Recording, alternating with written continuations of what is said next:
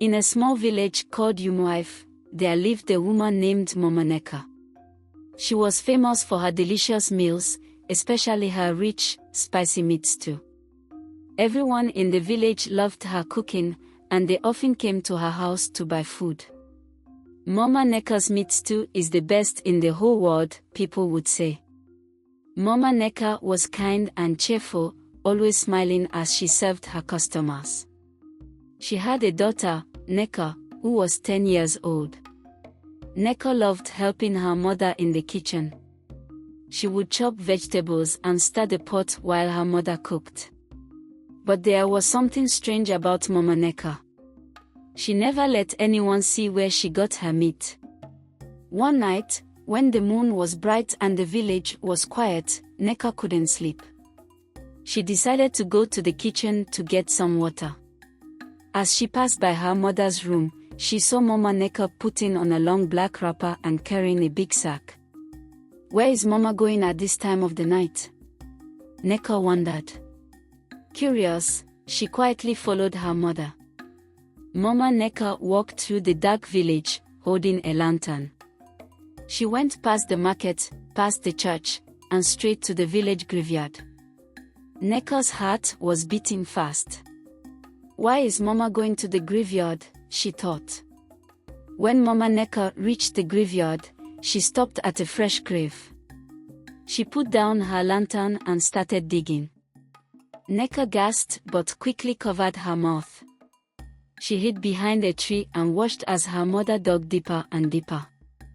After a while, Mama Nneka pulled out a body from the grave. Nneka felt like screaming, but she was too scared to make a sound. She watched as her mother wrapped the dead body in a sack and carried it home. Nneka followed her mother, her small legs trembling with fear. Back in the kitchen, Mama Nneka placed the sack on the table. She carefully opened it and began cutting the body into pieces. She hummed a song as she walked, as if nothing was wrong. Nneka couldn't believe her eyes.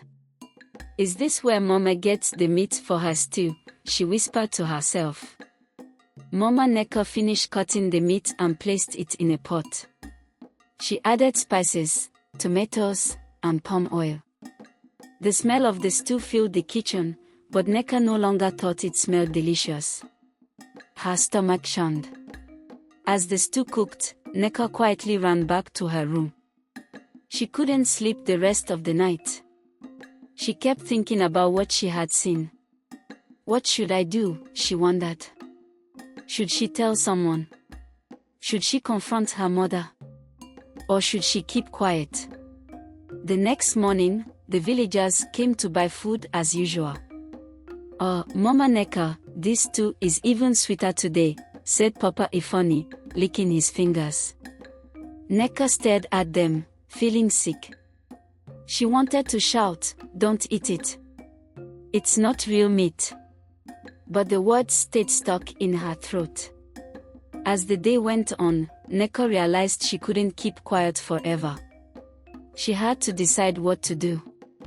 But how could she expose her own mother without bringing shame to her family? And what if no one believed her? Nneka spent the rest of the day in silence, watching her mother serve the stew to happy villagers. Each time someone complimented the taste, Nneka's stomach tightened. She couldn't eat. She couldn't even look at her mother. Later that evening, when all the customers had gone and the house was quiet, Mama Nneka called out to her daughter. "Nneka, my child, come here and help me wash the dishes." Nneka hesitated but got up slowly. She didn't want her mother to suspect that she knew the truth. As they washed the dishes together, Mama Nneka hummed a song, the same one she had sung the night before at the graveyard. Nneka's hands trembled as she scrubbed the pot. "Nneka, are you feeling okay? You've been quiet all day," Mama Nneka asked, looking concerned. "I'm fine, Mama," Nneka replied quickly, forcing a smile. But Mama Nneka was not convinced. "You can tell me if something is bothering you," she said gently. Nneka wanted to scream, "Why are you cooking dead people?" But she bit her tongue. Instead, she nodded and said, "I'm just tired, Mama." That night, Nneka couldn't sleep again. Her mind was racing. What if her mother went back to the graveyard tonight? What if someone found out about this too? What if the villagers got sick?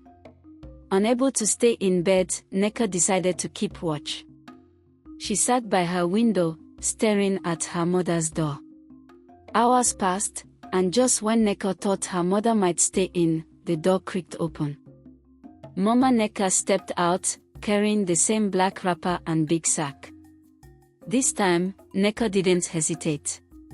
She grabbed her small lantern and followed her mother, staying far enough behind to avoid being seen. Mama Nneka went a different way this time. Instead of heading to the graveyard, she walked toward the forest. The trees were tall and the night was dark, but Nneka kept going, her little lantern lighting the way. In the middle of the forest, Mama Nneka stopped. She placed the sack on the ground and began digging. Nneka crept closer, hiding behind a bush.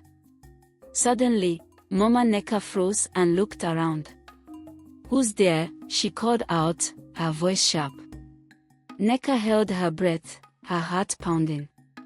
She tried to stay as still as possible, but her lantern slipped from her hands and hit the ground with a loud clunk. Mama Nneka's eyes narrowed as she walked toward the bush. "Come out now, or I'll find you myself," she warned. Nneka knew she couldn't hide any longer. She slowly stood up, trembling. "It's me, Mama," she said in a small voice. Mama Nneka's face softened with surprise. "Nneka, what are you doing here?" I saw you last night," Nneka stammered. "I know about the dead bodies." For a moment, Mama Nneka didn't say anything. Then she sighed deeply and sat down on a log. "Come here, Nneka," she said quietly. Nneka hesitated but stepped closer. Mama Nneka looked her daughter in the eyes. "There are things you don't understand, my child. Things I've done to keep us alive." "What do you mean?" Nneka asked, her voice shaking. Mama Nneka took a deep breath. "The meat, it's not just for the stew.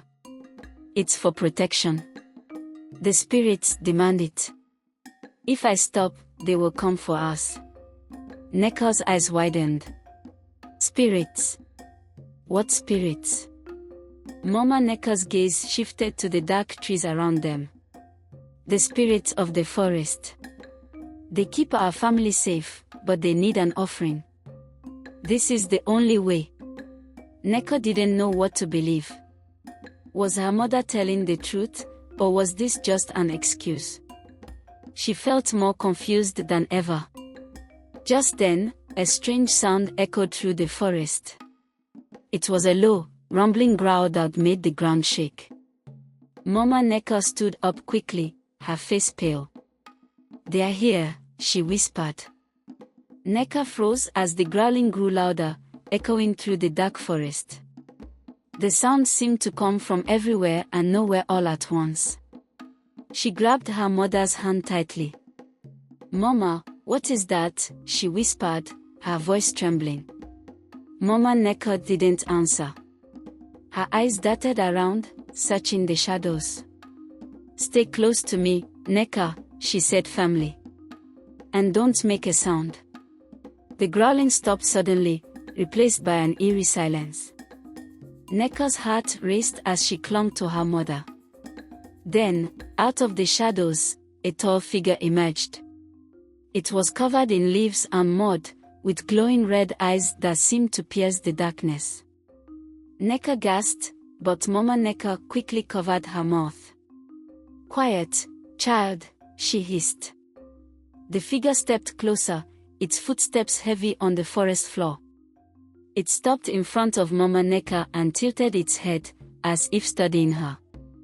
"You are late," the figure said in a deep, rumbling voice. Mama Nneka bowed her head. "Forgive me, Great One." I was delayed.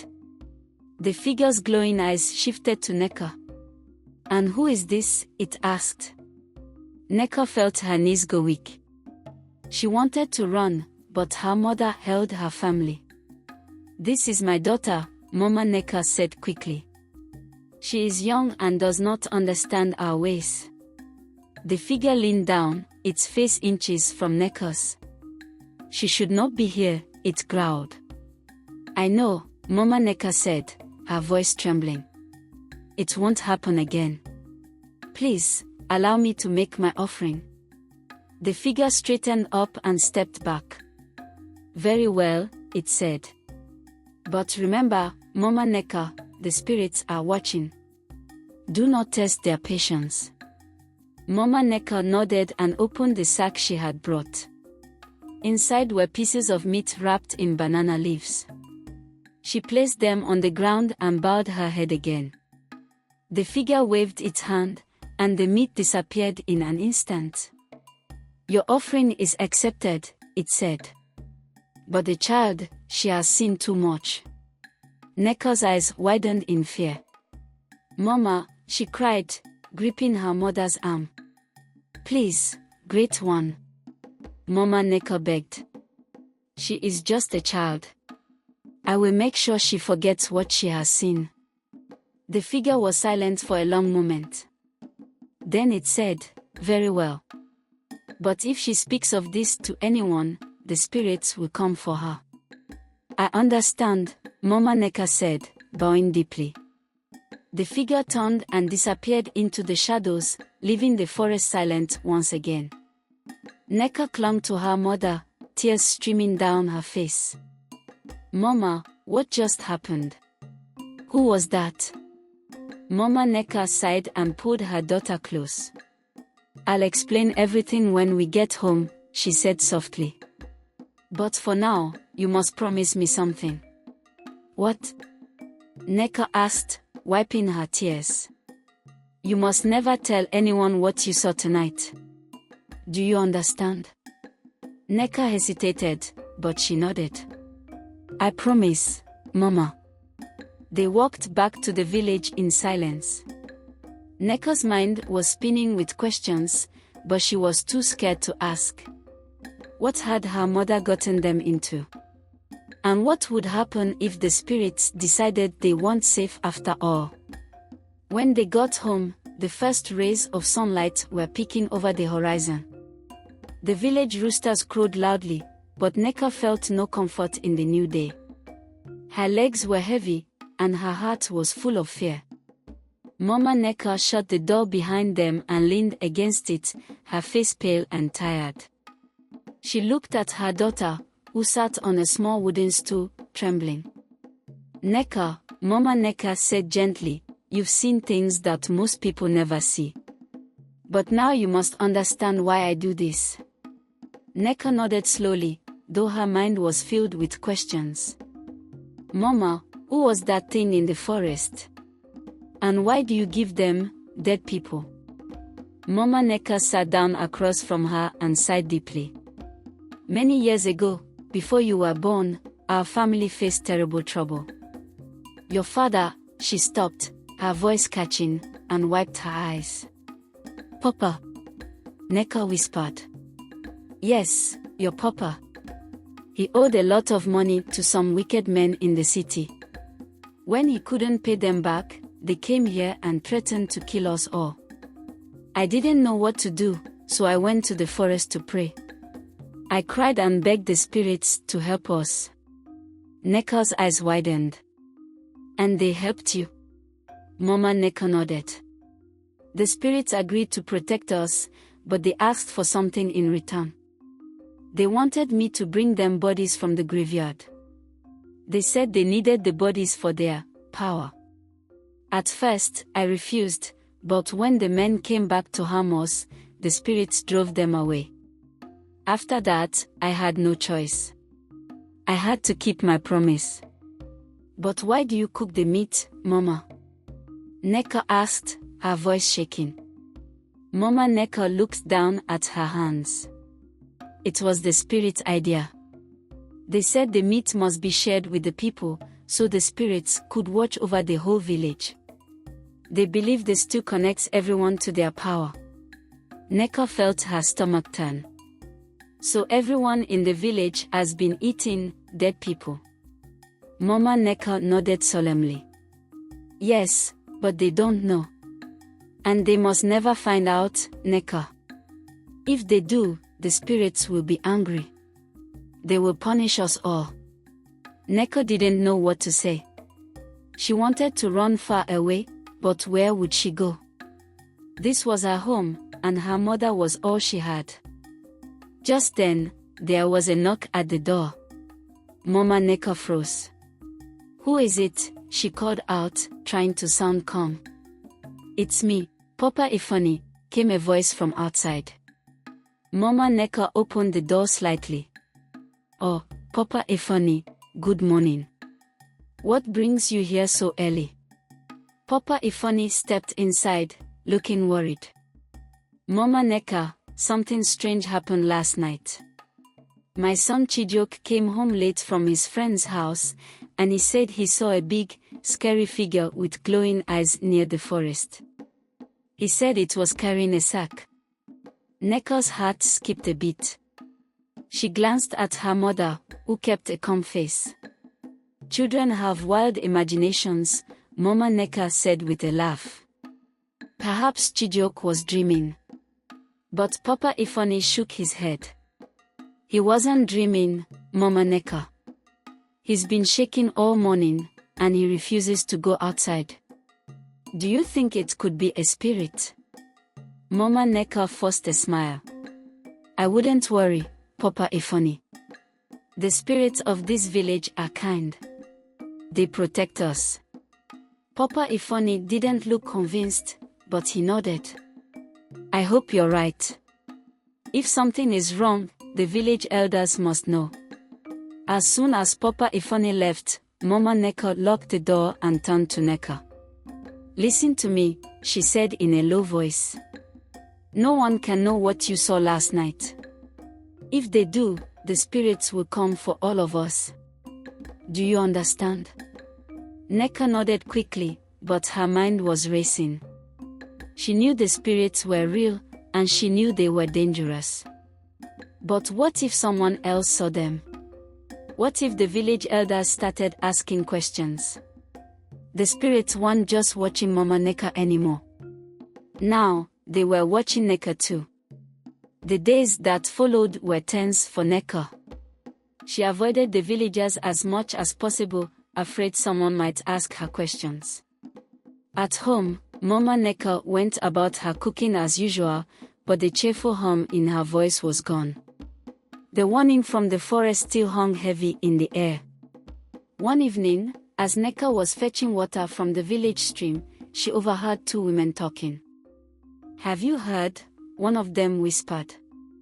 Papa Ifani said there's a spirit haunting the forest. Yes, the other woman replied. They say it comes out at night, glowing like fire. The elders are planning to hold a meeting to ask the gods for protection. Nneka's stomach tightened. If the elders started asking questions, it wouldn't be long before they discovered her mother's secret.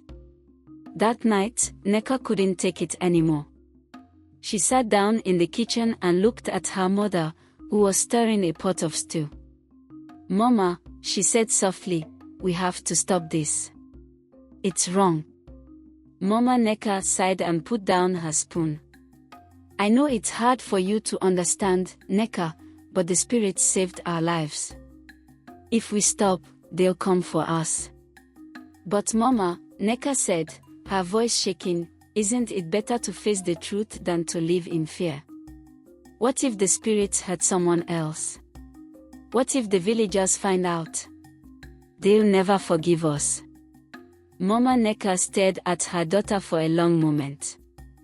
Then, tears filled her eyes. You're right, my child, she said quietly. This has gone too far. I thought I was protecting us, but I've only brought more danger. The next night, Mama Nneka and Nneka returned to the forest. Mama Nneka carried a pot of stew as an offering, but this time, she had a different plan. They reached the spot where the glowing-eyed figure had appeared before. "Great one," Mama Nneka called out, her voice steady. "I have come to speak with you." The air grew cold, and the figure emerged from the shadows, its red eyes glowing fiercely. "Why are you here?" it growled. Mama Nneka stepped forward. "I can no longer serve you. I will not bring you more bodies, and I will not feed the village you're cursed to." The figure let out a deep, rumbling laugh. "You dare defy the spirits? Do you know what will happen if you break our pact?" "Yes," Mama Nneka said, her voice firm. "But I would rather face your wrath than live with this guilt. My daughter has shown me that fear is no way to live." The figure stepped closer, towering over them. "Then you will pay the price." Before Nneka could scream, a strong wind blew through the forest. The glowing-eyed figure disappeared, and the air grew warm again. Mama Nneka collapsed to her knees, clutching her chest. "Mama!" Nneka cried, rushing to her side. "I'm fine," Mama Nneka said weakly. "But the spirits are gone. They've left this place." From that day on, Mama Nneka stopped cooking the cursed stew. She confessed her deeds to the village elders, and though the villagers were horrified at first, they eventually forgave her when they learned she had done it to protect her family. Mama Nneka spent the rest of her life teaching Nneka and the villagers that courage and honesty are stronger than fear and secrets. Moral lesson: the story teaches us that living in fear and keeping secrets to avoid consequences can lead to even greater harm. Facing the truth with courage, even when it's difficult, is the first step toward freedom and redemption.